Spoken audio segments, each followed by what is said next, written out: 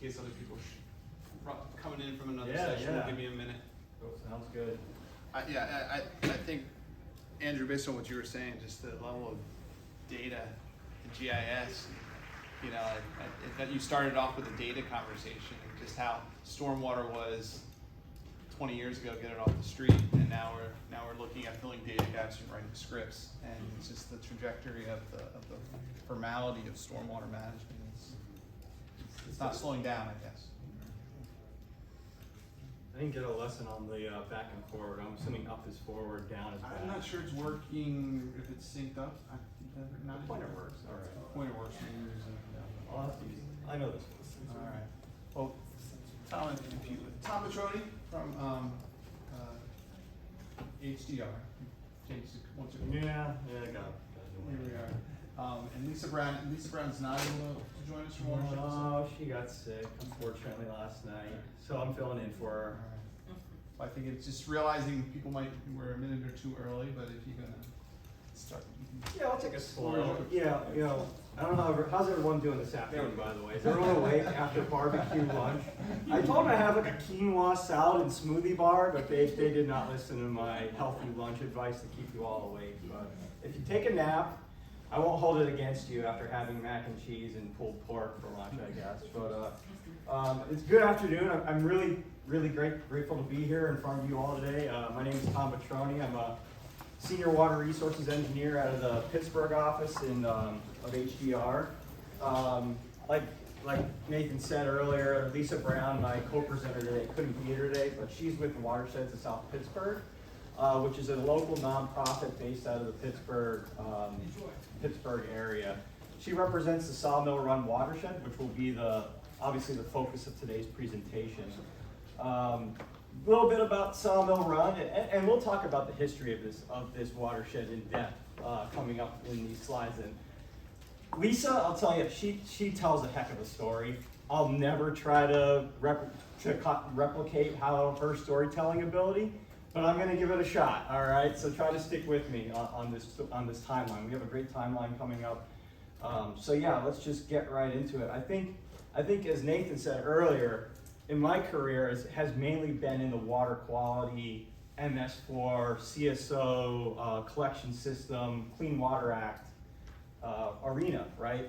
And we're seeing this, I think, and I think many in here would agree, is like, how do we start incorporating flooding into our decision-making process? And one thing we talked about, and I've known Lisa now for 5-10 years, going through my time in Pittsburgh. She said, I want to come at this at a different angle. We've gone about this watershed decades now, and no tangible progress has been made. So she said, we need to get at them with the dollars.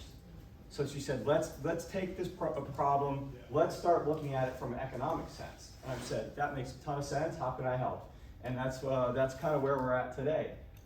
So yeah, the forward button doesn't work. That's okay. That's all right. So a quick outline. 1 and 2 are kind of mixed. We're going to talk about the history of Sawmill Run here. I think it's important to understand the history of this watershed, how it got developed, how Pittsburgh reacts to runoff and stormwater issues that we're facing today, and how it fits into this economic study. We're going to talk about a little bit about a flood model that we developed, and obviously get into some economic results, and how do we take economic results and then turn them potentially into greening opportunities? How do we take these economic areas that we can find, and how do we make a case to our local elected officials for building flood mitigation projects?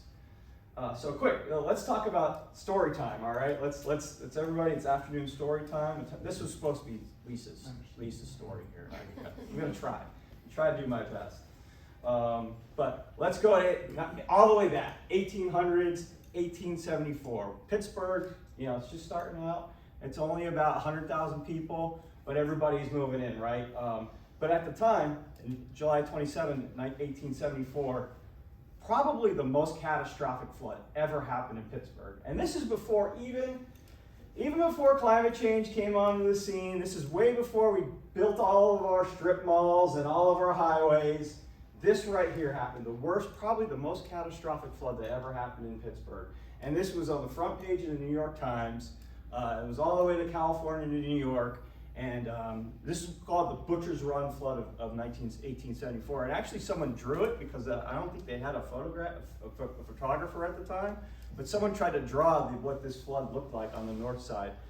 Sawmill Run was obviously heavily inundated, and this was I won't read this word for word, you can read it yourself, but that was out of the California Mail News. And 25 to 30 people were perished in this flood in Sawmill Run. So this has always been, this is what this watershed is. It's always been a very dangerous place to be when it rains. Again, it happened in 20 years later, 3 children drowned on Sawmill Run. Again, this is way before any roads were built through this area, way before any impervious lots came in. Again, this is the same story of should we be developing in these areas that are life-threatening, literally have been life-threatening for decades. Continuing on, right after those two major flood events happened, maybe people have heard of this person, Frederick Law Olmsted Jr. His father was a famous landscape architect. His son followed in his footsteps. You know, it's Central Park, New York, all the Gateway, the one in San Francisco. But he came to Pittsburgh and he looked at Sawmill Run Valley and he said, "This should be a park. This is amazing. We should not be developing here. Let's set this aside." He saw what this park and this valley could be, and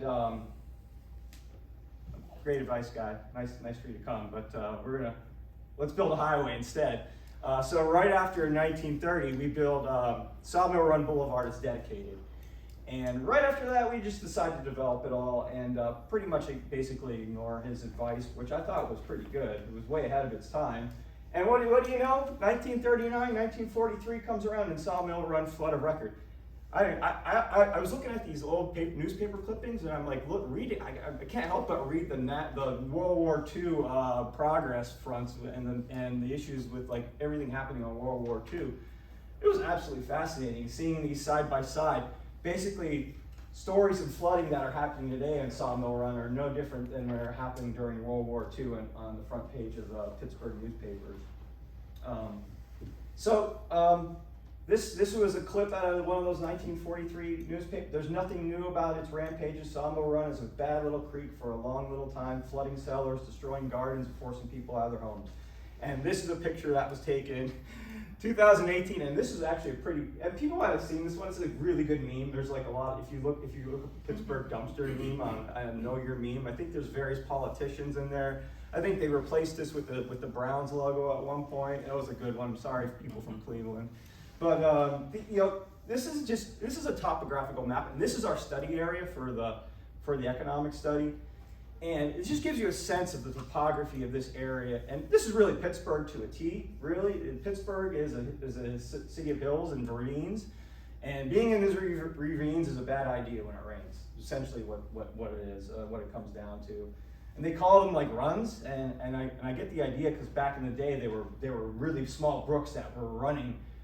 But now it's like probably literally run when it rains. But it's taken a whole new meaning of its own.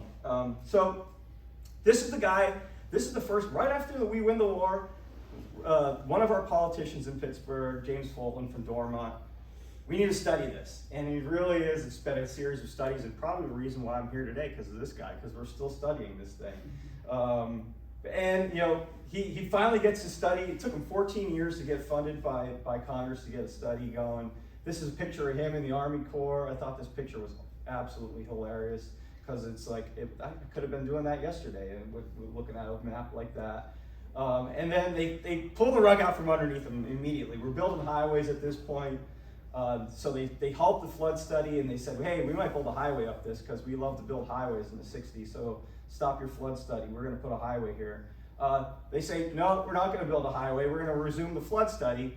Unfortunately, Fulton dies of a heart attack, right? I don't know what killed him first, the news coming back or what, but I didn't find that information. But it's unfortunate that it happened like that. It's kind of ironic in a way. And then everything in the 70s happens. You have the Army Corps really dives into Sawmill Run. We start something called a West End Improvement Project. And then FEMA starts coming into the picture with their flood insurance rate studies. And you guys all know this history of the FEMA maps and everything. Act 167 comes on board here. Oh, that's real nice, create no further harm, but Sawmill Watershed's like already 75% developed, like create no further harm, we've already completely, it's already, you know what it is. So I won't curse, but they release Sawmill Run. City of Pittsburgh releases its flood insurance rate maps and says, hey, all these properties in the flood zone, you're grandfathered in.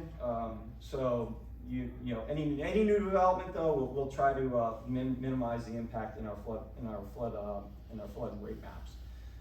Then Congress starts back up with the West End project, and this is the West End project is not really the focus of this story, but we're telling the story about the West End project of Sawmill Run to show the decades of just studying and churning away of the government gears in order to get progress done in this watershed. And that's really the point of Lisa's presentation here, is to show the amount of time that was passing between these studies to just get one single flood reduction project built in this watershed. So we're all the way up to 91 here. And the Army Corps basically says we need to study this thing again because it's been so long since Congress passed the funding for the project. And then they released another study for Ansonia Place, which is an area in this study area that was eventually bought out due to prolonged flooding of a neighborhood. And then again, another study is released by the Army Corps in 1994, and then at this point they're saying we need to reduce the cost of this project. Originally we had a 50-year flood protection for Sawmill Run. Now we're going to make it a 20-year project because basically it's been so long since they studied it that a lot of their assumptions and methodologies were obviously null and void at this point. It's been 20 some years, 30 years. And then they buy the properties in Ansonia in 1899. We're getting close to present day here. Congress approves the West End project. The West End Stream Channel project finishes construction finally in 2004. You think about Representative Fulton in 1947 said, let's study this thing and let's get something built. And it took that long, that many decades to get something built in this watershed. And then obviously in recent decades, we've had a lot of really good progress on water quality, obviously in Sawmill Run. The stream has been much cleaner. It's been cleaned up. That's because our shift has been, we put resources into it, right? We put our money into making this issue, to fix this issue, and we've done a better job in Sawmill Run when it's come to water quality, especially when they instituted a TMDL. Alcosan got on board and started studying this watershed. PUSA has done a terrific job with their integrated watershed management plan, but these are all primarily water quality focused study plans. And flooding, while PUSA has taken the integrated watershed management plan and incorporated flooding, and they've also recently released a strategic plan, stormwater plan, that focuses on Sawmill Run and the flooding issues.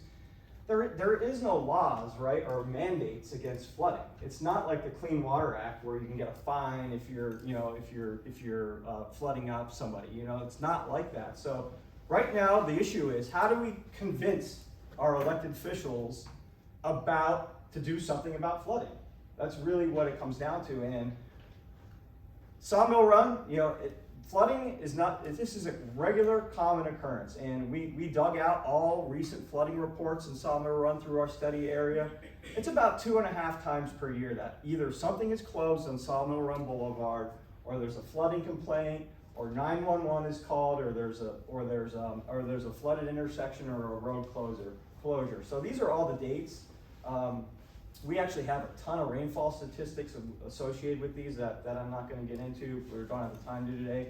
But when this report is released, we're actually going to have a lot of modeling and a lot of associated analysis with these events. Excuse me.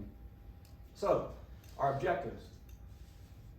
Now that was Lisa's part. I hope I did it good enough. I don't think so, but we'll see. I recorded it to let her to give me some pointers. But our objective today is to talk about what is the baseline economic condition of this corridor. What are the businesses that are there? Who's living there? What are the costs of the value of the properties? And what is that compared against maybe against the county? What is it like, hey, is this a high value property area? Is it a low value property area? How many people work there? How many people live there? Those kind of questions. Then we wanted to know, all right, this is the baseline. What are the costs of flooding? What are the true costs of every single time this place floods? What's it cost? And then using those results, can we find potential economic places to do green infrastructure and floodplain restoration? Can we use that results to maybe drive some change and try to get things done? So first question, what is the baseline economic condition? And this is the baseline, this is what it looks like along Sawmill Run Boulevard. For those that have not been along this area, the stream is obviously highlighted in blue there, but this gives you a sense of the development that is there right now. And it's a lot of used car lots, a lot of vacant properties, and like just vacancy in general, and blight, and just parking lots and used car lots is usually what people think of when they go up and down Sawmill Run Boulevard, unfortunately. And just so happens there's a stream like tucked in the back there. And the objective of this study is to really get to understand what is happening with these properties in this area. And that's what, and this is right along Maytide Street. And this, if you go back to the map, this area through here is a major flooding hotspot right through here. And I just find it kind of funny that you have like a basement dry company and like an insurance company and appraisal services like all lined up. Are they in cahoots here for like flooding services? I kind of think they might be, but anyway. So going to the study area composition, this is really what the properties look like, and there's 1,702 properties, parcels in that red area. And what we'd like to highlight with these results is the comparison between what's in the study area versus what's in the county. And really, what matters is the percentages. So if you look at the area, it skews heavily in commercial, higher than the county in commercial, and much lower in residential. So you see in this corridor, not many people are living there in comparison to the county, and it's a lot more commercial, government, and industrialized places. Utilities are also higher. We have some railroads going through that corridor that are much higher than the county. But you look at these properties, and then you look at vacancy, and that's an important part of this equation. Is so you have these properties, are they being used? And the vacancy is, especially in the commercial and in the residential, is upwards of 3 times higher than the county. So you have this area that is skews heavily in one direction, and in that direction it's vacant. It's not being used, and there's a reason for that too, because it's flooded. It floods all the time, and it's not. The thing about this property, if you look at the property values, and we assessed again the county versus the study area for each one of these parcels. And this is the fair market value per foot per property type, and the property values in this area are very economically depressed. And even like compared to the whole county as a whole of Allegheny County, it's a pretty affordable place to live. It's not like some astronomically expensive county comparison, and this is even lower than our county average. So that's painting the picture of what this area looks like. Think of vacancy, think of low property value, that undesirable. Even when the property values are this low, redevelopment, people aren't looking to redevelopment and putting new things in this area, unfortunately. You look at the populations and the households and the environmental justice census tracts from the Pennsylvania DEP, which define the environmental justice community 20% below the poverty line and plus 30% in minority, and again, I wish these were cut like obviously within our. So we got to show what we can, but obviously a lot of these areas are either immediately adjacent to our study area or within our study area. So you think about the ripple effects of this constant flooding. What does that have on the adjacent communities? I think it probably obviously plays a part. So what are the economic costs of flooding? So I'm not here to talk modeling, even though that's my deal. I love the model. I do love like HEC-RAS modeling and all that kind of stuff. But we did, this is only a quick overview of, we built a rain-on-grid HEC-RAS 2D model for the entire watershed. We took, Army Corps had a 1D HEC-RAS model, so we used that for all the bridges and all the culverts. We built a mesh on top of the entire watershed. And then we also brought in great land use data that, that PUSA kindly allowed us to use, which is it's tied with their stormwater utility fee. So a lot of it is, you know, private impervious. A lot of the roads were already delineated. A lot of the buildings were already delineated. Same with the green spaces. So we overlaid the land uses in. We overlaid the soils. We put those all on top of the mesh, and then we ran a bunch of models. We just ran the 5, 10, 25-year, 100-year, 24-hour events. We also validated this event against a real flooding event to make sure that the results were what we expected. And then we also took present day NOAA Atlas 14 values, and we used also climate change values that were specifically tailored for the Pittsburgh area from Rand and Carnegie Mellon. And those are the results here these are 24-hour rain and fall events. So then the flooding cost, how did we come up with the flooding cost? We took damage to structures, and we used the Army Corps. What they have is a flood impact assessment software, which takes your HEC-RAS results, overlays them on top of structure inventories, and then you develop depth damage functions that basically say, hey, for how deep is the water around the structure, what's the potential damage of this structure? And one other thing we took in addition to the actual structures themselves, which aren't worth anything, we'll get to that in a bit, but the social distress costs, which are from the FEMA. FEMA has some methodologies on how to do this, how to calculate mental stress and anxiety and lost wages. And essentially it's these values over here, and you apply those to your structures within your study area. And here's the results. Bottom is your reoccurrence interval. So think of this as the 100-year event, 25-year event, 10-year event, 5-year event. And the yellow is climate change, blue is present day. All dollars are in millions, 2022. And the thing to take away from this graph is, in my mind, when I look at this graph, I see there's not a whole heck of a lot of change, right? From a 5-year to a 25-year. There's a little bit of a bump at a 100-year. And the reason that is because these are the same homes that are repeatedly flooded over and over and over and over and over again. So you don't have floodwaters dissipating out laterally. It's just homes that are completely repeatedly being barred over and over again. So that's what happens when you get, you know, when we did this analysis in other cities, and for HDR has done this in other places, you typically get a curve that has some steepness to it, and you say, hey, this is the storm to target. With Pittsburgh, though, it's just a nature of our topography in a way that you have these steep ravines and these low valleys that water concentrates in it, and unfortunately the homes and businesses that are there are in lines fire, and they're repeatedly experience damages.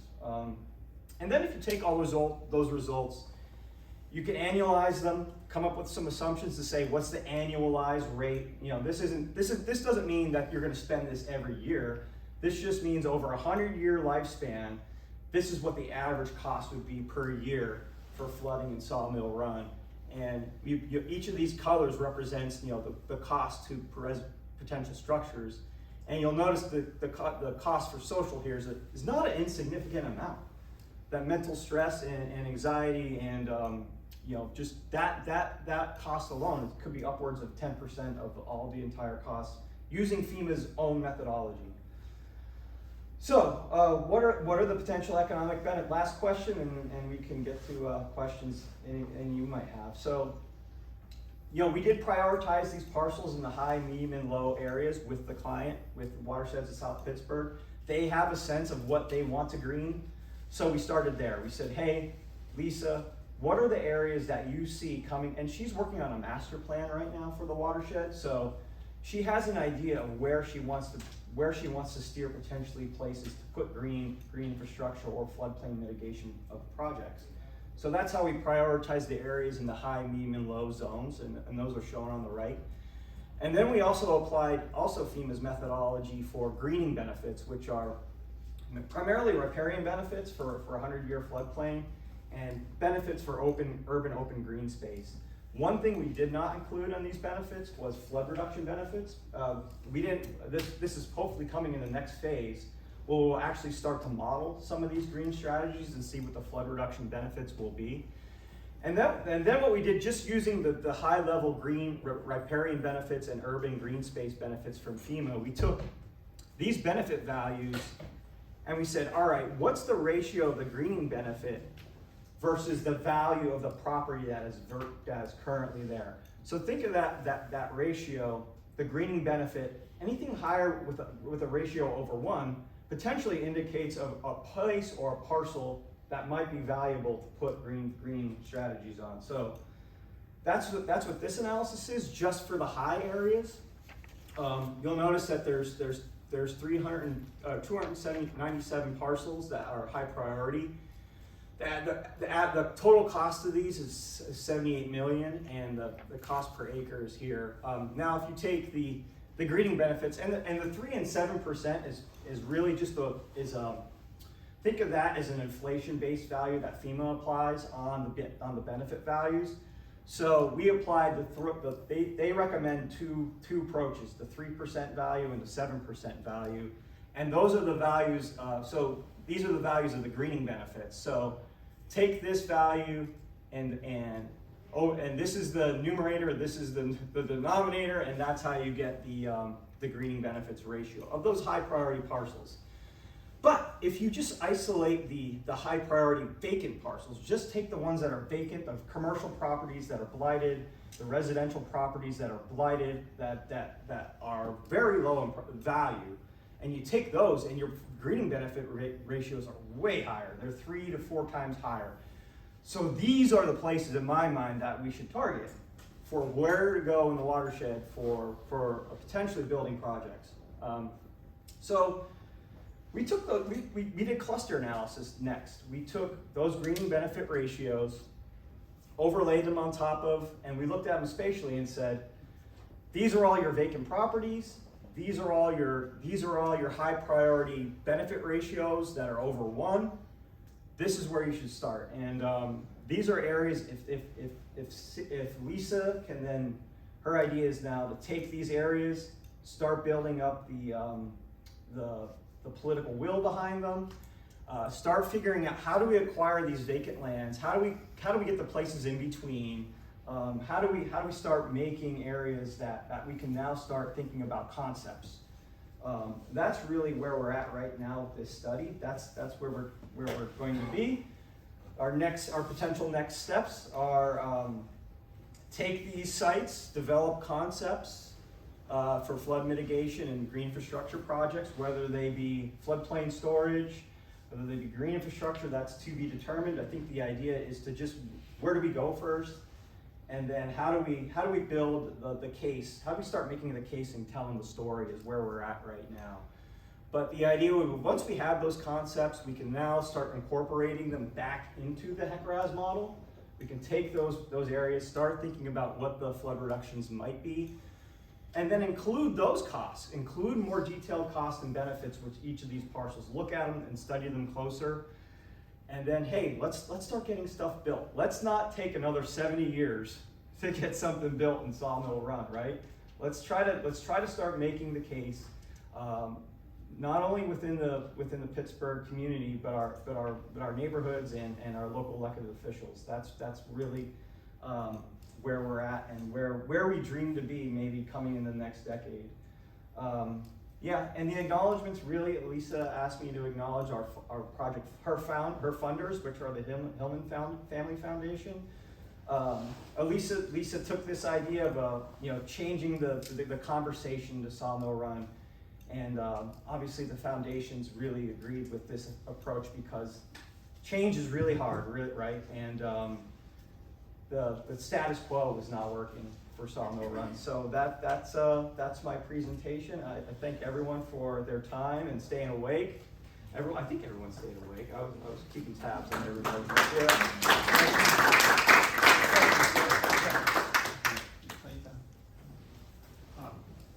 to know when the local businesses in the corridor may, get involved as stakeholders? Is that gonna be after the concepts maybe, or have they already? They've already started a little bit of that process. Like I referred earlier to a master plan being done right now. There is a small master plan being done by her organization to get the local elected officials together, get the stakeholders in a room.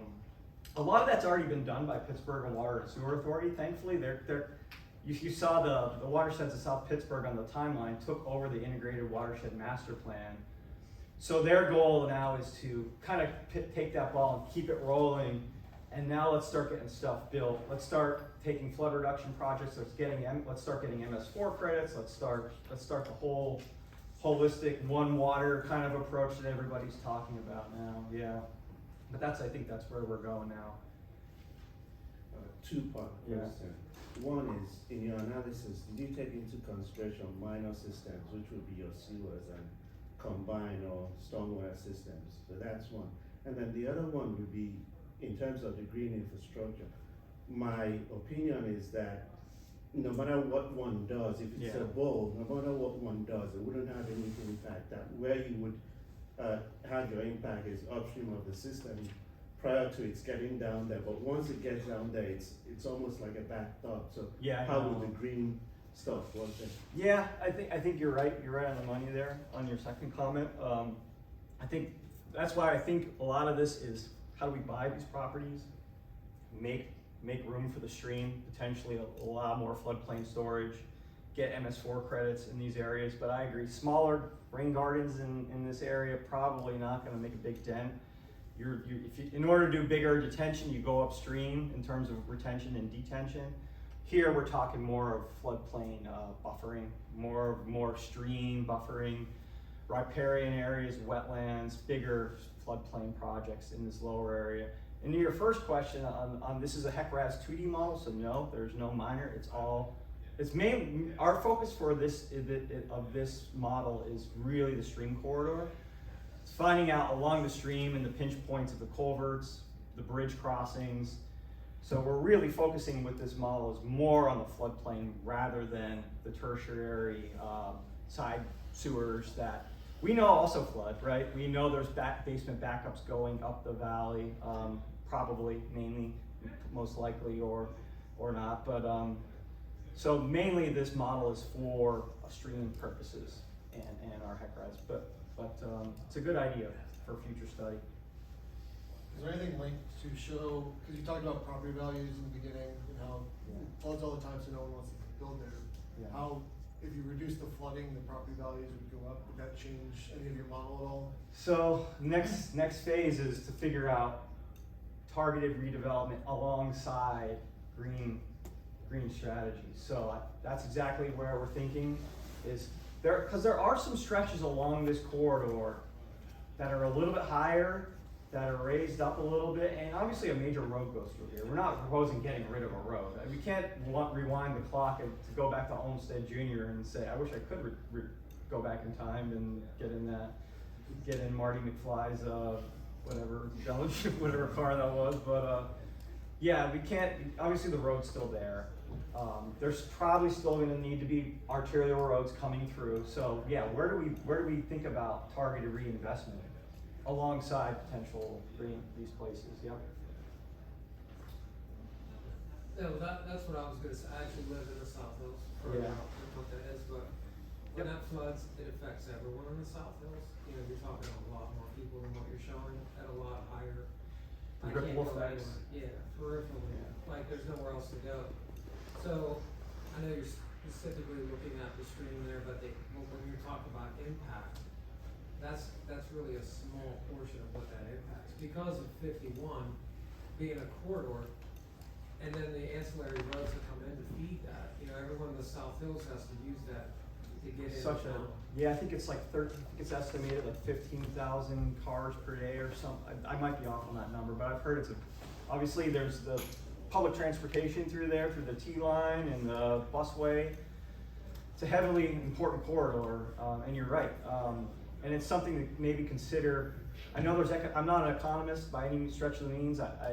We actually had another team doing that on this study.